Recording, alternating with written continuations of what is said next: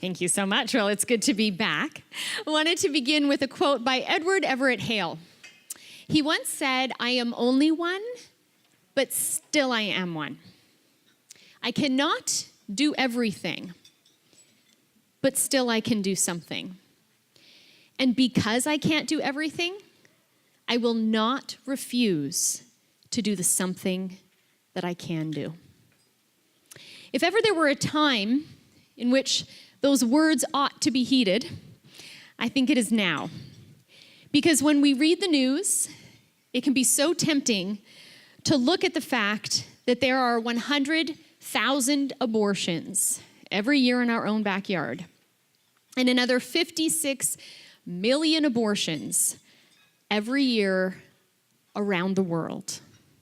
56 million of the youngest of our kind dismembered, decapitated, and disemboweled. And it can be tempting to think, I am only one. I can't do everything. We can look at the headline of over 1,000 euthanasias in our own backyards since it became legal in Canada and think, I am only one. I can't do everything. We can look to the headline news about Iceland and how they almost eradicated Down syndrome, which we know was simply code for killing people in Iceland with Down syndrome. And we can think, I am only one, I can't do everything. You can look around the room at the number of people gathered here today and think about how when each of you go back to your campus, you will be with a group of people almost the same in number. Except the major difference is that instead of being the majority, you will be the minority. And you can be tempted to think, I am only one. I can't do everything. But tonight is about realizing the power of one. That each of us can do something, and our inability to do everything is what compels us to do the something that we can do, and to do that something very well. And so what I want us to do in the short time that I have with you this evening is reflect on the power of perspective. Not on the weakness of your one, but the strength of your one. And perspective is ultimately what's at the heart of the pro-life message. Our message to the culture is try to get people to look at one situation that exists, but look at it with a different set of lenses, to look at it a different way, to look at an obstacle and think, what opportunity has come out of this situation? To be in a situation of suffering, and as Blaze and Jonathan talked about earlier, to find meaning, to see what looks like ashes and build beauty. That's perspective, looking at a situation a different way and a better way. And at the heart of the power of perspective in the pro-life movement and the pro-life message is ultimately the beauty in living the pro-life message authentically. And that's what I want to talk about this evening. Sharing with you stories I have experienced firsthand of people that I know who are authentically living the pro-life message, or stories of people that I have studied and read about who also are challenging all of us, inspiring all of us to follow in their footsteps, to change our perspective and see the beauty in living in this broken world and seeing it as a culture of life and not a culture of death. A year and a half ago, I was in England giving a talk, and I had the privilege of speaking alongside Ryan Baumberger. And Ryan is the African-American gentleman just two people over from me in that photo. And Ryan is a very powerful story. In 1971, Ryan was born after being conceived in rape. His birth mother placed him for adoption. He has never met his birth mother as an adult, only met her for the 9 months in which he was in her womb. And he was adopted by a couple by the name of Andrea and Henry Baumberger. Andrea and Henry would not only adopt Ryan, they would adopt 9 other children along with the 3 biological children that they had. What strikes me about Ryan's story and that of his family is the reason why the Baumbergers were so open to adopting children. When Ryan's adoptive mom, Andrea, was a little girl, she herself was temporarily orphaned. She was placed in an orphanage in Pennsylvania. And as that little girl, without a mother, felt alone, she looked up to heaven and she made a promise to God. And she said, I will be a mummy to those who have none. And she followed through on that promise. She adopted Ryan, and as I say, 9 other children from different ethnic backgrounds and abilities, but celebrating that life is a gift and that the obstacle of someone being orphaned is an opportunity for someone to step up and become a mother and a father. When I think about the story of the Baumbergers and Andrea, his adoptive mother in particular, what comes to mind is a beautiful quote by St. John Paul II, and he said, "Suffering unleashes love." And what I love about that message is how true it is. If you think about when we help people, when we rescue the vulnerable, when we offer assistance, it's because the individual is needy in some way, because they're facing some obstacles, some challenge, or they're suffering, and the sight of that, the empathy with the other who's been in a situation that we have been in, draws out of us love, willing the other's good. Suffering unleashes love. Bearing that in mind, here's some questions, remembering my previous talk about the power of questions, some questions for us to consider. Where do we today in North America send children who are abandoned? Where do we send children who are born to parents who are drug addicts?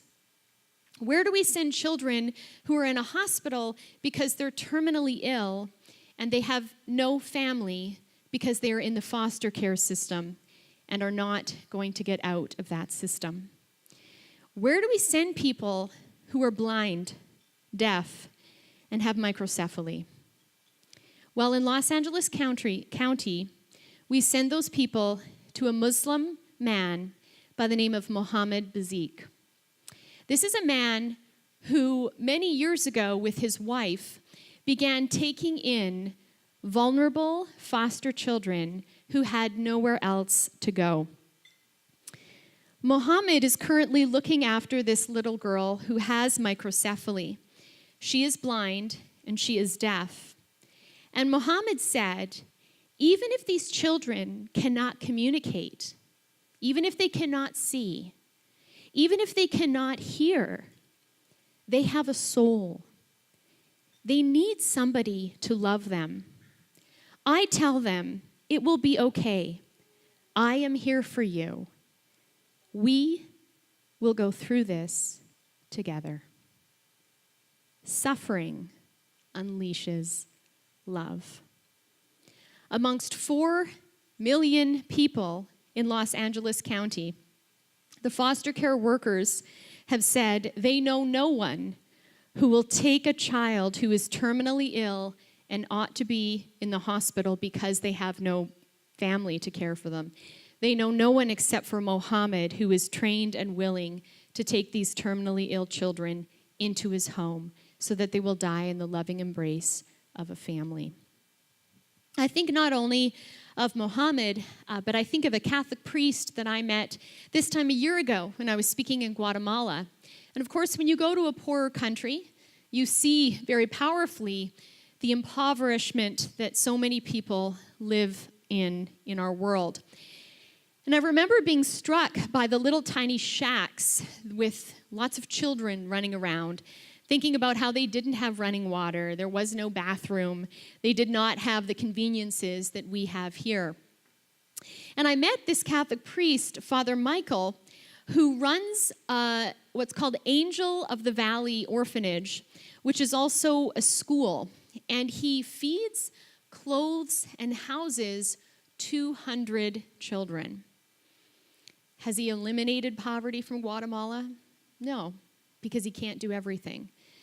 But he is helping 200 children year after year because he can do something. The power of one. And we never know how our power of one will influence other people.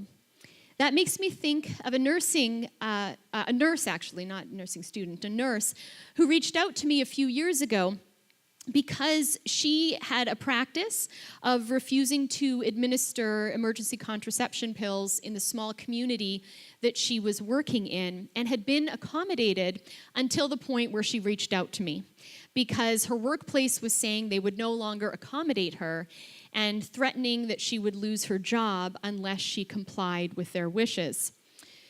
She was unwavering. She refused to back down. She refused to walk away. She sought legal help. She sought other help. And her workplace continued to accommodate her. What she shared with me afterwards, besides the fact that her steadfastness resulted in justice being maintained, was something very beautiful about the ripple effect of the choices that we make. She said, Stephanie, it's interesting. Because I made the decision I did, others have been encouraged to stand up. And even non-Christians who opposed abortions are now refusing to take part. They had been involved before, no longer willing to because of the power of one. This one nurse who stood up and said no. Which brings to mind the power of one when it comes to a physician in Oregon by the name of Dr. Stevens.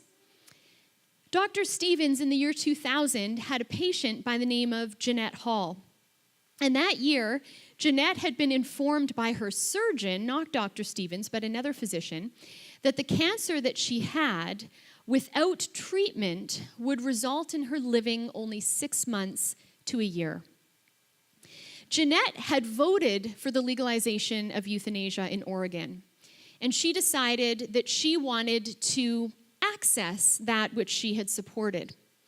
And so when she went to her family physician, Dr. Stevens, she told him that she did not want to pursue cancer treatment because she knew by not doing it, she would fit in the window of patients who have a right to access euthanasia because she would only have 6 to 12 months to live. Now, Dr. Stevens let Jeanette know that her cancer was not only treatable, but her prospects of surviving and thriving were actually very good. Jeanette had no interest in knowing that. She told him she wanted euthanasia. So he told her that he thought it would be best in continuing his treatment with her to have her come every week. And so every week she would go and have her doctor appointment. And by week 3, he asked her about her family. And he learned that she had a son. And so he asked Jeanette how her son would feel about her plan to refuse treatment so that she could ultimately have euthanasia. As a result of that question, Jeanette began to think about her plan. She changed her plan and decided to pursue treatment. 5 years later, she happened to be in a restaurant that Dr. Stevens was at. She ran over to him and she said, Dr. Stevens, you saved my life. He has not eliminated euthanasia from Oregon, but he has eliminated it from Jeanette's life. Again, because the power of one. The power of one is also very obvious with that of another friend of mine, this time a nursing student, who told me that when she was on assignment at one of the hospitals, she saw in a patient's file that there was reference to the fact that the patient had expressed interest in euthanasia.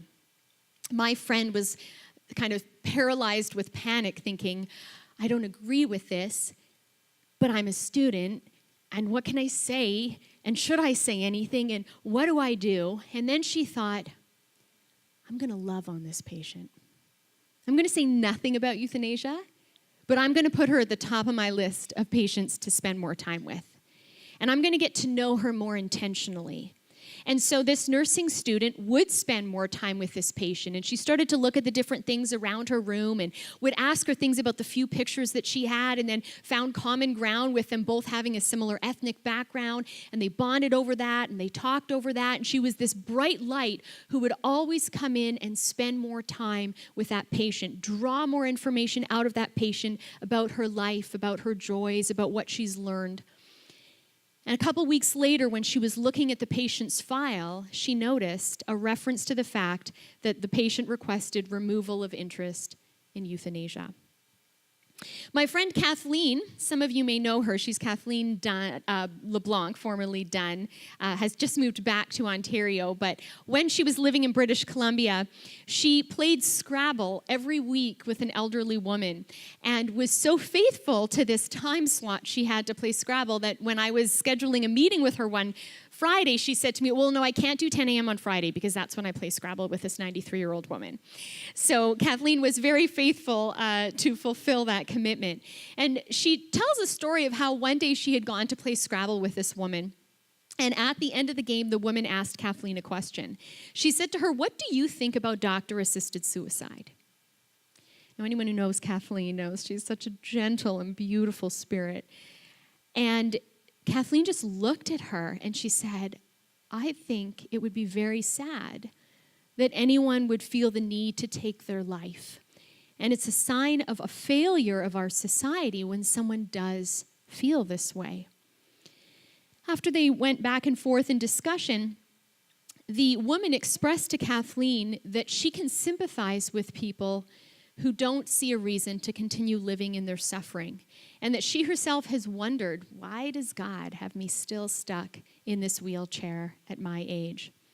And so Kathleen just started to tear up, and with tears in her eyes, she looked at this woman and started saying, you don't know how much joy I have coming every Friday playing Scrabble with you. I love spending time with you. I look forward to it every week. And the woman was surprised, and she looked at her like, really? Like, you actually do? And Kathleen said, yes, I do.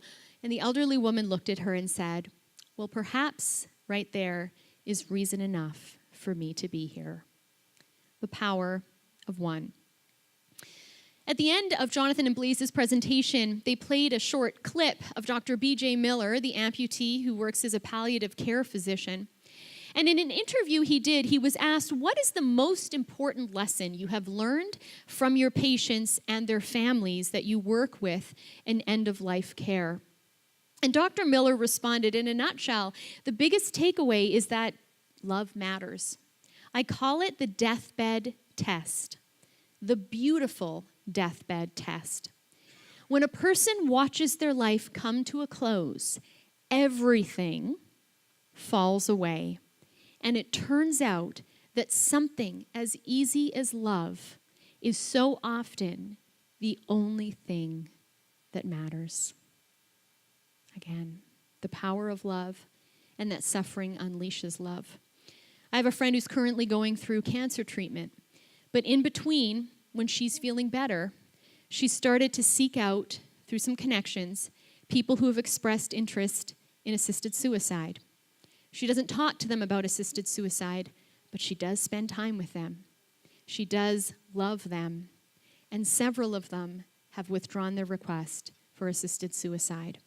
One of them, when she has been back in hospital for her ongoing treatment, has come to visit her. Suffering unleashes love.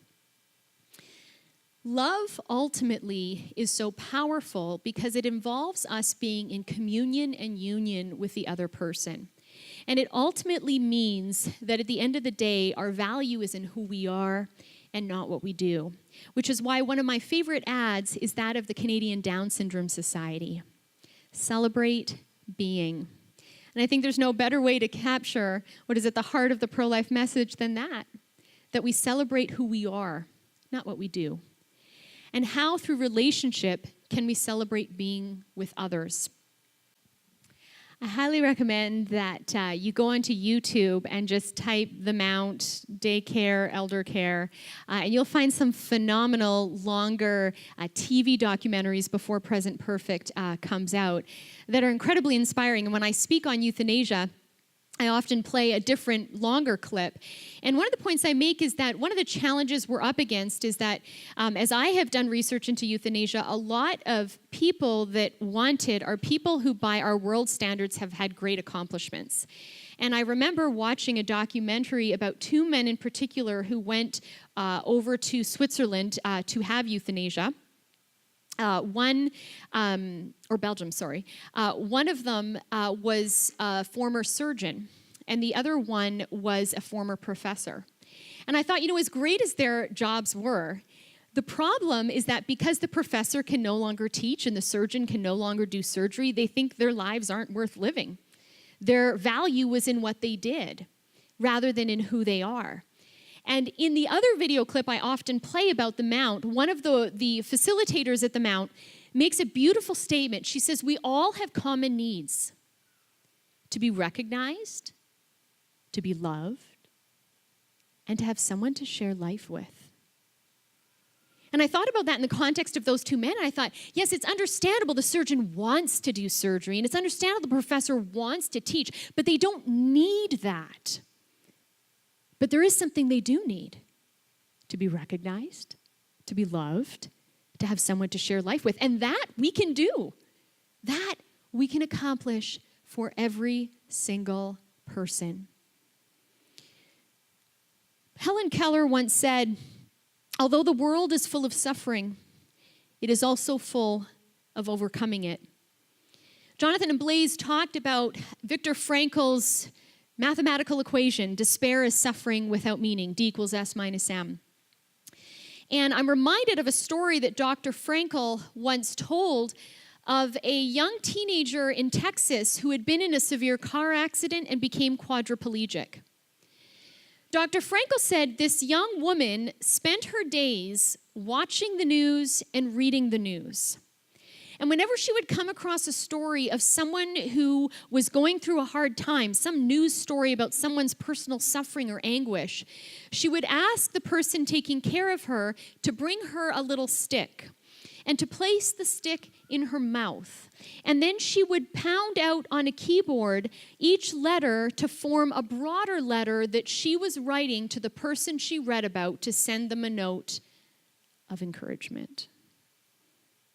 Dr. Frankl said, that young woman lives a life of abundant meaning. And she is joyful and fulfilled because of it. The world is full of suffering. It's also full of overcoming it. A few years ago when I was in Minnesota, a university student came up to me after I gave a presentation called The Case for Life, where I made a presentation very similar to what I'd said today, but to a secular audience. It wasn't necessarily pro-life. This particular girl was. She came up to me and she said, I just want to thank you for giving me the tools to make the case for life. She said, I was always pro-life, but I didn't know how to explain it. She said, in fact, I want to show you a picture of my daughter. And she pulled out her phone and showed me a picture of her little girl. I said, oh my goodness, she's adorable. She said, she is. She said, I actually placed her for adoption. And I said, well, what's your story? And she told me that when she got pregnant and she told her parents that they wanted her to have an abortion and that her father in particular pressured her to have an abortion. And she said to me, I did not know how to make the case to my father for why abortion was wrong. I just knew in my heart that it was. She said, as I was carrying through with that pregnancy, I thought I just wasn't in a place in life where I would be able to parent my child. She said, but I started to remember that there was this couple that I knew who had lost not one, not two, but 3 out of 3 children to sudden and horrifying deaths. And she said, I thought to myself, I can place my baby for adoption with this couple. And so she did. Before doing that, though, the day after she gave birth and she was still in the hospital with her child, her father came to hold his grandchild and apologize to his daughter for wishing the baby be aborted. I think not only of that young woman, but of a university student I met in Winnipeg who had this little girl, Amelia, several years ago.